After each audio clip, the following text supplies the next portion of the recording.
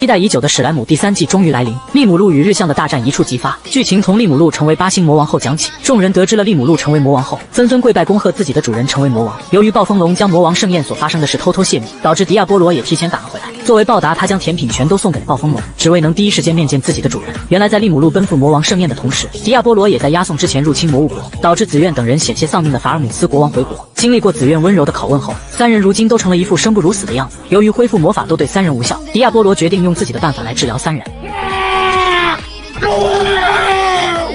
首先被治好的是西方圣教会的大主教，当即对迪亚波罗俯首称臣。大魔法师拉赞在见识过原初之黑的可怕后，更加后悔做出攻打魔物国惹怒利姆路的这一决定。为了保住法尔姆斯王国，拉赞也甘愿从此成为迪亚波罗的仆人，只希望迪亚波罗能高抬贵手放过国王。看着国内最强的魔法师竟甘愿成为对方的仆人，国王终于明白法尔姆斯王国气数已尽，也决定从此听从迪亚波罗的吩咐。私が得たユニークスキル、落とすものがあれば、裏切りを防ぐことなど造作もありません。按照利姆路的计划，押送国王回去的目的是为了让尤姆篡位，再将法尔姆斯王国变成一个傀儡国，从而抵抗西方圣教会的压迫。等将国王送回国后，贵族们纷纷都对国王的这副模样感到恐惧。拉赞跟众人汇报了这次攻打魔物国的战报，法尔姆斯军全体败北，下落不明，并且在战斗中还不小心唤醒了沉睡的暴风龙。由于暴风龙的复活，导致了那片战场上的士兵和魔物全都消失。就在众人惊恐之际，作为王国最后的希望，尤姆闪亮登场，并表示自己与魔物之国的主人认识，这才救回了国王三人。再加上大主教的描述，将暴风龙有多可怕说多可怕，竟被利姆路独自将其收服。这更加巩固了贵族们对魔物之国的恐惧，但总有那么一两个不知死活的无知之徒，试图质疑利姆路的实力，还将尤姆侮辱成是区区贱民，不配谈论国家大事，这让身后的迪亚波罗无比愤怒。就在他想直接将法尔姆斯王国变成死亡之地时，拉赞及时出手，一发冰冻魔法就将这个无知贵族冻成了冰块，这才熄灭了迪亚波罗的怒火。经过这一出闹剧后，贵族们总算意识到了对方是不好惹的存在，便同意尤姆作为代表与魔物国沟通交涉战后问题。看贵族们认可了尤姆的存在，迪亚波罗也不墨迹，利用完全恢复药水，便将国王恢复成原来的样子。接着再宣读出利姆路的决定。これより1週間後、この地にて両国代表による和睦会議を行う。汝らに選択肢を与えよう。選択肢。1つ目、王が退位し戦争賠償を行うこと。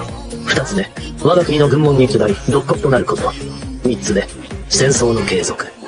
看似3选1，实则只有一条路。在军队全军覆没的情况下，第3条继续战争的选择自然不可能选，而成为附属国的话，贵族们肯定也会全力反对。所以法尔姆斯王国只剩下退位赔偿这一条路走。为此，迪亚波罗特意提出了1万枚新金币的天价赔偿。要知道，如今全世界都未必有1万枚新金币，退位的国王肯定会成为贵族们问责的对象。为了与贵族们抗衡，国王只能选择寻求尤姆的帮助。届时，身为尤姆身后的靠山，利姆路便有名正言顺的理由去干涉法尔姆斯王国的内政，不用再担心西方圣教会师出有名针对魔物国。よし、任せるぞ。何かあったら報告を頼む。は、お任せくださいませ。我が王よ。身为史莱姆最新一话究竟有多高能？当优树得知克雷曼被利姆路干掉，并且据点也被一锅端，便立刻有了报复心。クレイマンから全てを奪ったあのスライムには少しくらい仕返ししておこうと思うんだ。でも今しばらくおとなしくしようって。手は出さないけど口は出してもいいだろ。やれやれ、また何か悪巧みでっか。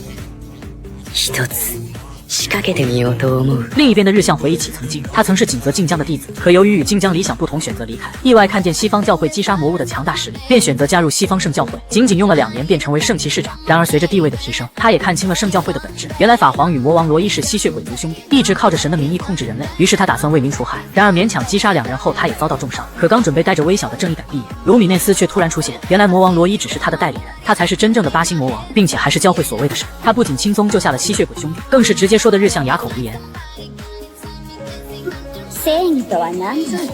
悪をくじくことか。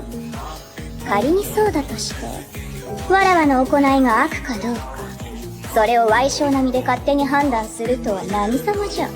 すべての自由意志を満足させる正義などない。それを行えると考える方が傲慢であろうよ。違うか？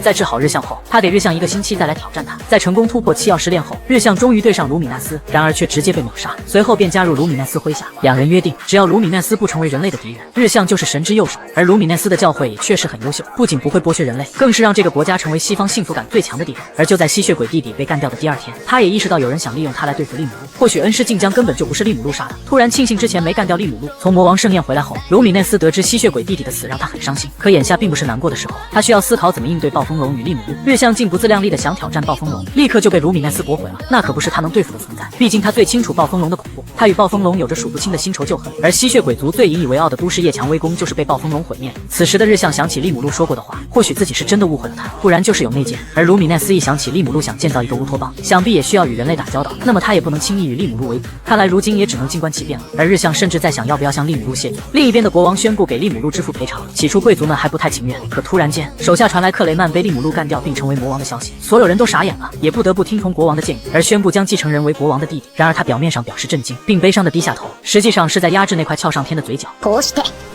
歴史ある大国ファルムスとジュラテンペスト連邦国の間で終戦に関する協定が結ばれた。これによって建前上はファルムス王国もテンペストを国家として認めた形になったのだ。